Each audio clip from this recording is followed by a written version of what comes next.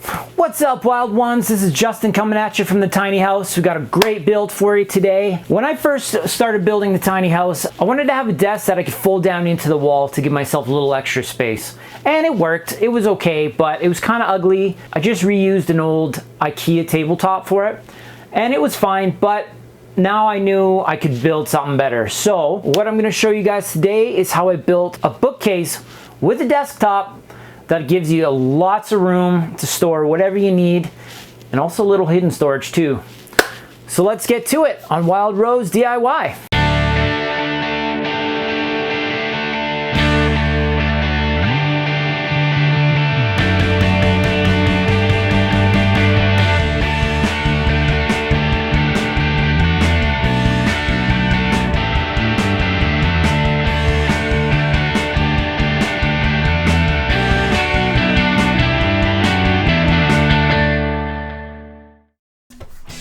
So the first thing I decided to do was to build my tabletop.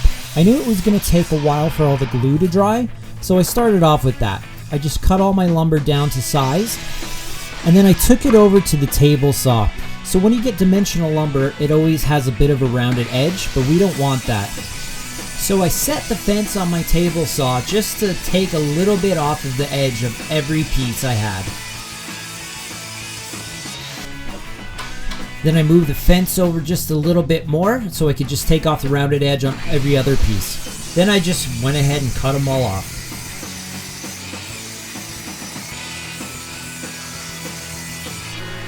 So when you get dimensional lumber, it's usually pretty rough and it has all kinds of tool marks in it. So I ran all my pieces through the planer just to bring them all down to the exact same thickness. Now if you have a jointer, it's also a good idea to run all the edges through there just to make sure they're nice and flat.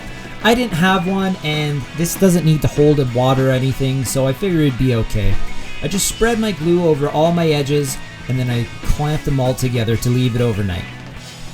When you're gluing boards together, it's a good idea to look at the natural warping that already happens in the boards and to arrange them going opposite directions. I also used a little bit of scrap wood on the edges where my clamps were, just so I didn't dent the wood.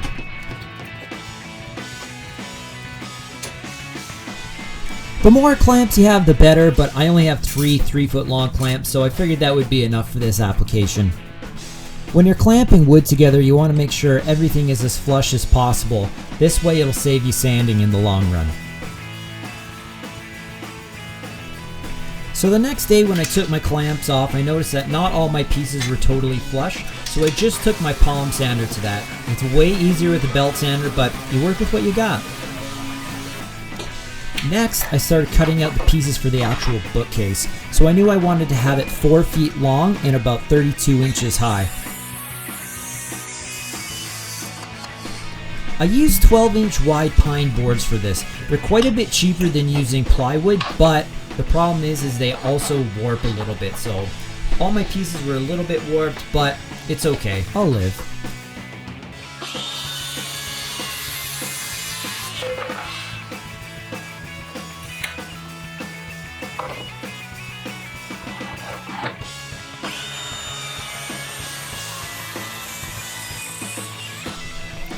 I also just used some 2.5-inch pieces of pine to use as the rails for the bottom of the bookcase.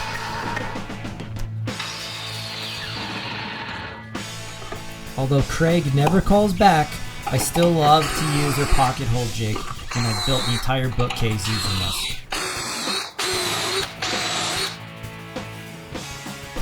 I clamped my first 2 pieces together using my Craig right angle jig, then I just put my 1.25-inch screws in with a little bit of glue. Then repeated the same process for the other side.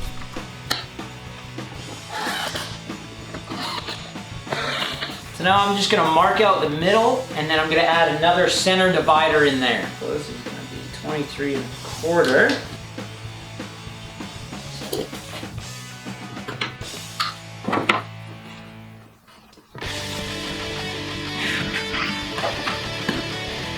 You can see that the board in here is kind of warped, but as long as the top and the bottom are pretty well square, then we should be okay. Like I said before, if you want to avoid the warp, go with plywood.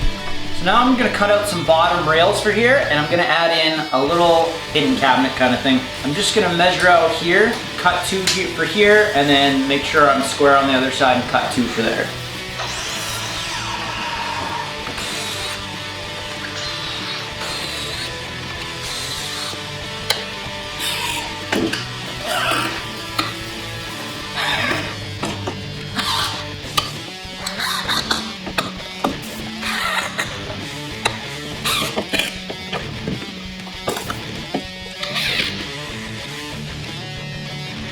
So now I can go ahead and cut out the bottom shelves of my desk. I'm gonna cut these a little bit short, that way when I open the cupboard, it's not gonna catch on anything.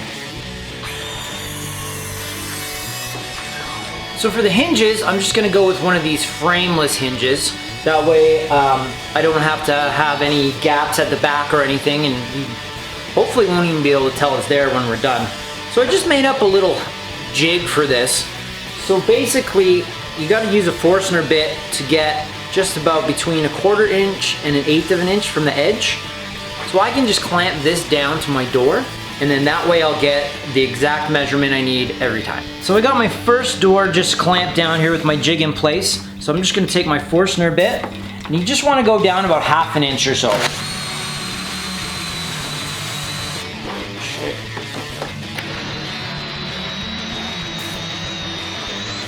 So basically, I like to just use the thickness of the Forstner bit itself to know how far down I have to go. And then that usually gives me exactly the depth I need. That's pretty close there. So then I just like to use my square here. Just make sure that the hinge is nice and square, and then we can go ahead and screw that down. I'm just gonna repeat that process. I've got 4 hinges on 2 different cupboard doors. So we're just gonna go ahead and do them all now.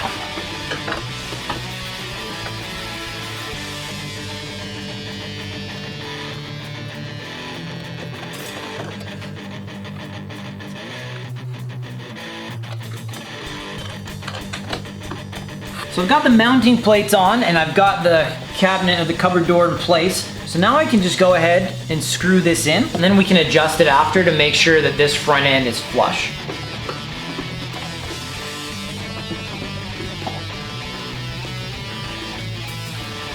Okay.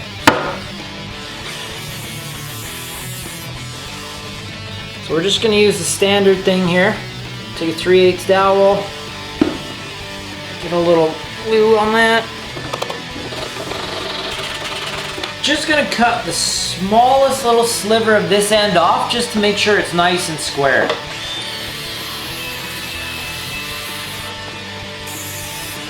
So not all my pieces were quite the same length, so I'm just gonna go ahead and do the same thing on the other side.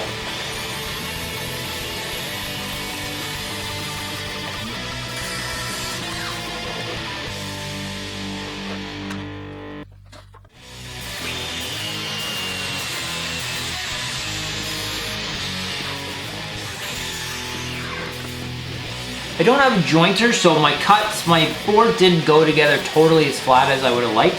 So there's a little bit of gap here and there, so I'm just gonna use a little bit of wood filler to fill that in.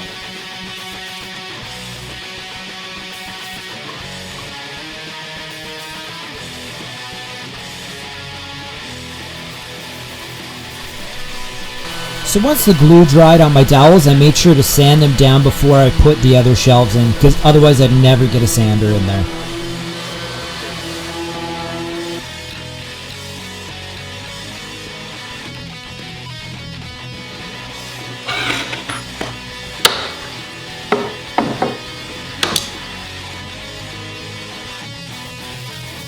So I'm using these double acting hinges, and as you can see there's two pins in them.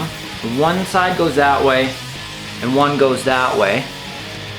So that way you can attach it here, and your tabletop can fold up one way and it can also fold down all the way. So I was looking into attaching these, and I found out that my tabletop is a little bit too thick. So I'm going to use my router and just round over the top and bottom corners, and I think that's going to give me a really nice fit.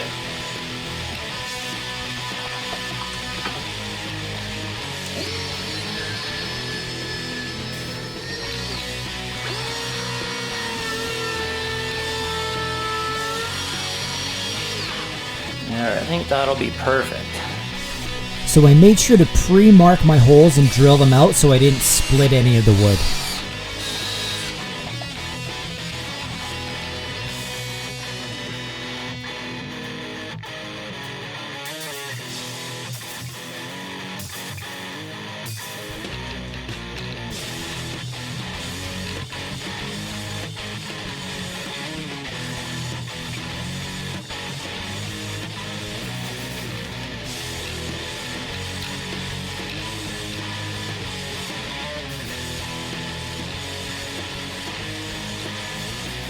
I'm gonna cut out a couple of pieces of this to make a bracket on a hinge that will come out underneath the tabletop to hold it up.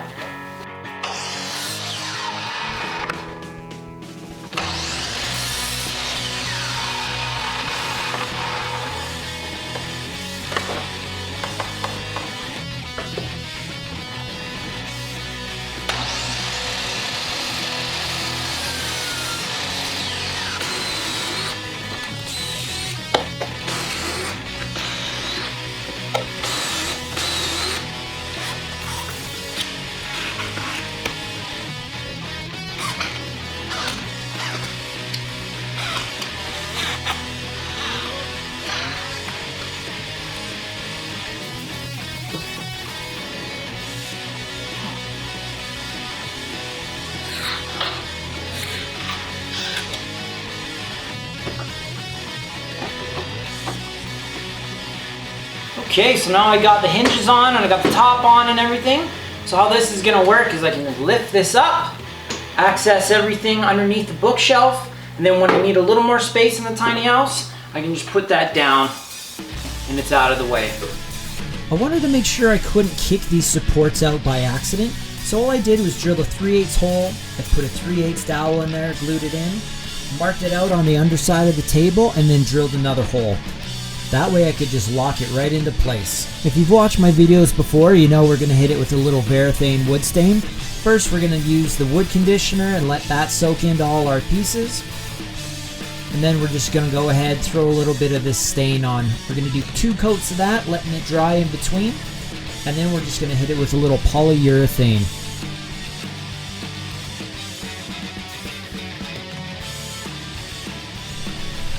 Then I had to remove the old desk.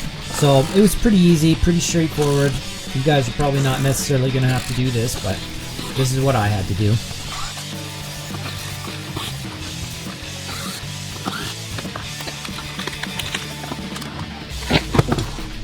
I had a little bit of trim preventing me from getting my desk all the way to the wall, so I just took my rotary tool and cut that out.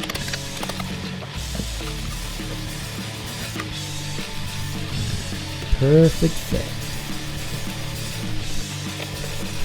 Then I just put all my hardware back on that I already had pre-drilled. Then screwed in my hidden hinges. Then I just used a couple of simple L brackets on the wall to make sure that the desk didn't tip over. The tabletops themselves are pretty heavy, so I wanted to make sure that I had this thing anchored to the wall really well.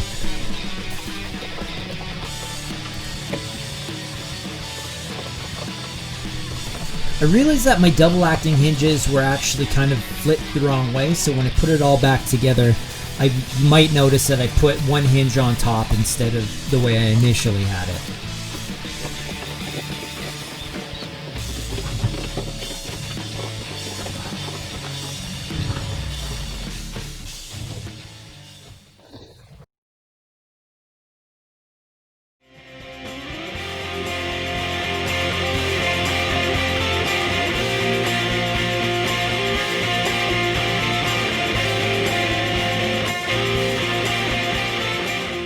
Alright guys, it's another build in the books. This thing is going to be super versatile and I'm really excited with how it turned out. I can use it in all kinds of different configurations. Fold it up if I need to give myself a little extra space here, and the hidden compartments I think are really cool. Thank you guys for watching. Hopefully you learned something from this and maybe you can take some of these ideas and incorporate them into your own builds. As always, pile drive that like button, slam that subscribe button, leave a comment, let me know what you think, let me know what you guys want to see, just let me know. Let me know how your day is. Let me know how grandma is. Anyway, I hope to see you guys on the next build on Wild Rose DIY.